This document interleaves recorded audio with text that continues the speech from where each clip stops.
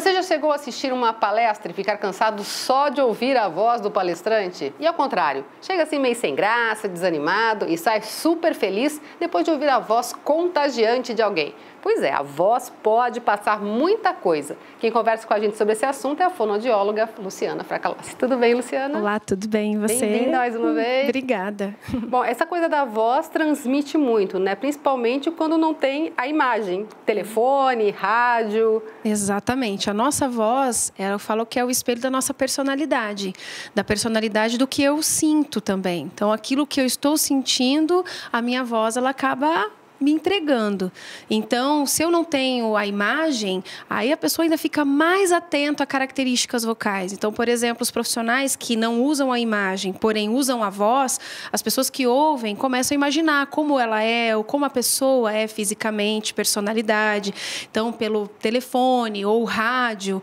Então, a gente tem a voz, ela tem esse poder de fazer com que a pessoa imagine como a pessoa é, tanto relacionada a questões psicológicas, quanto também as questões físicas. Agora, com essa mania também da gente mandar áudio, né, por WhatsApp, essas coisas, dá para saber certinho, se prestar bem atenção, como é que a outra pessoa tá. Dá, é muito engraçado a questão do WhatsApp, porque as pessoas, elas não gostam de se ouvir, né? Quando você tem esse recurso, que é super importante hoje em dia, e super utilizado, e você acaba se ouvindo, e às vezes as pessoas falam, eu não gostei muito da minha voz, mas eu até costumo brincar que o que você ouve do WhatsApp é realmente o que é a sua voz, é como é a sua voz. E o outro está ouvindo exatamente aquilo que você está ouvindo. Então, eu consigo perceber, por exemplo, uma pessoa que acabou de acordar, se a pessoa está sorrindo do outro lado, se a pessoa está extremamente nervosa, se a pessoa está tensa. Então, eu consigo ouvir pelo um áudio que você manda exatamente, né, uma formalidade, uma informalidade, como a pessoa está se sentindo do outro lado. Uma vez me falaram, e aí você vai poder dizer se é mito ou se é verdade, que a voz que a gente emite, por exemplo, você ouve a minha voz de um jeito. Agora, eu, como faz isso aqui, eu ouço de forma diferente. É isso mesmo? Exatamente. É o feedback auditivo que nós temos. Então, as minhas orelhas estão aqui. Eu consigo falar e a minha voz sai dessa posição aqui da boca e chega nos meus ouvidos dessa forma. Então, o jeito que você me ouve é diferente. Então, você me ouve simplesmente com a minha voz de frente. E eu, me ouvindo, eu me sinto também, eu acabo me ouvindo um pouco abafada a minha voz. Porque nós temos a capacidade de ressoar a voz a partir das pregas vocais. E a voz, até ela chegar na boca, ela acaba passando por um caminho aonde eu tenho, às vezes, a vibração de cérebro, né? A vibração dos meus músculos. E acaba, então, sendo uma voz bem diferente. Então, eu acho que a minha voz, ela é mais grave quando eu me ouço. E quando eu gravo e eu me ouço, eu acho minha voz um pouco mais aguda, mais fina. Olha que legal. E é interessante a forma como o cérebro processa o que a gente fala, né? Ou seja, a gente ouve e a gente tem certeza do que falou. E eu digo isso porque eu faço uma atividade com os alunos, né? Eu dou aula de telejornalismo e a gente faz gravações como se você estivesse numa cobertura de um carnaval com muito ruído. Coloca um fone alto neles, Exato. Ensina a não gritar, porque senão fica uma voz estourada, não dá para usar.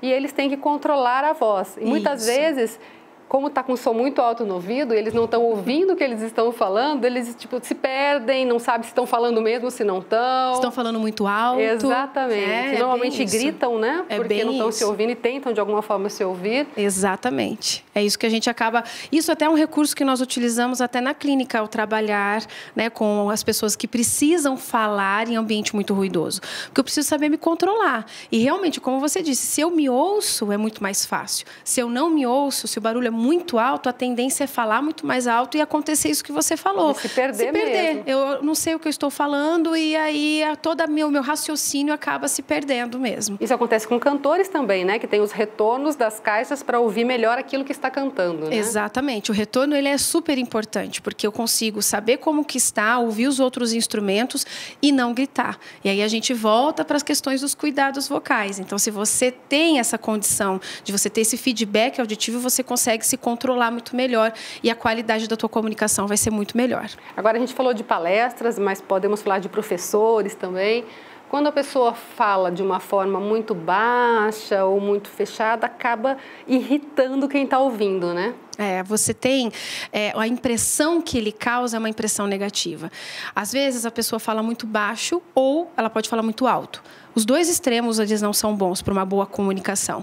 Então, se eu ouço um professor que fala muito forte, vai ficar incômodo. E se fala muito baixo, eu não consigo entender o que ele fala.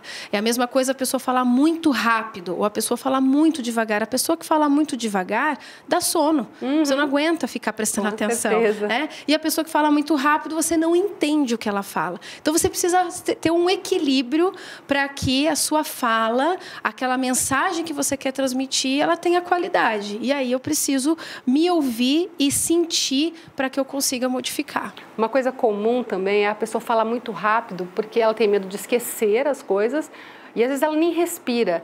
E uma coisa que eu acho interessante é que quando eu estou vendo alguém falar assim, ouvindo e assistindo, eu começo a ficar com a respiração, porque a pessoa respira tão rápido, ou às vezes nem respira direito. Eu que estou ouvindo parece que vou ficando sem ar também, é como se eu acompanhasse a respiração da pessoa. A gente fica com aquela ansiedade, né, querendo respirar por aquela pessoa, né, no lugar dela. Respira, calma. Então, isso que você disse da respiração ser muito ofegante, transmite muito nervosismo. Então, eu preciso ter uma respiração um pouco mais controlada. E você tem, né, essa impressão que a pessoa parece que ela está ansiosa demais, querendo que termine muito mais rápido, porque quando você está desconfortável naquilo que você faz, você quer terminar mais rápido. Exatamente. E aí a respiração ela acaba acompanhando, porque o meu corpo acaba transmitindo.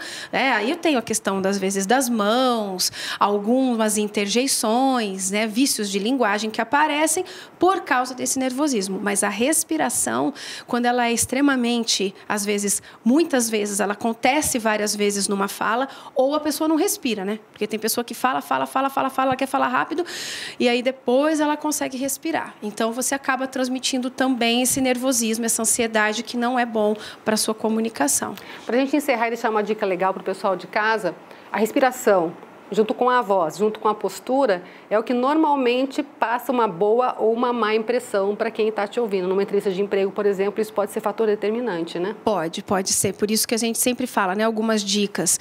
Respirar bem fundo antes para a tua respiração ficar um pouco mais controlada.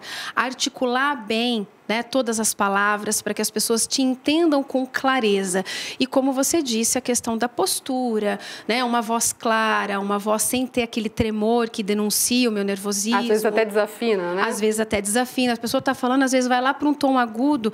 Então, a pessoa ela não precisa ser especialista em voz para perceber esse teu nervosismo. Então, tendo esses cuidados, né, tendo esse cuidado da respiração e da articulação e da minha postura, com certeza eu vou ter um bom resultado na entrevista. Legal, muito obrigada, viu, pela participação. Eu que agradeço.